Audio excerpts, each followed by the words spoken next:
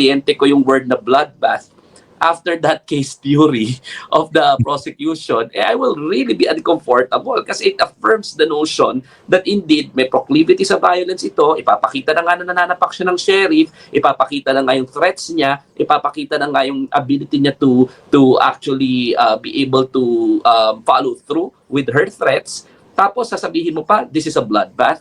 At nung dumating ka sa Senado, andong ka na nga na sa wakas, at least mag-explain na yung Vice President.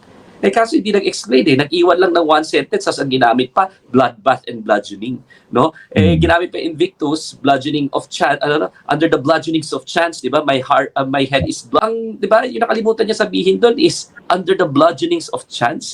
Pero ito kasi hindi to bludgeonings of chance hindi ito nangyari lang dahil pinadala sa iyo ng mundo na chance lang ito. Hindi 'di ba? Nahuli sa sarili niyang bibig para tong si Marcoleta.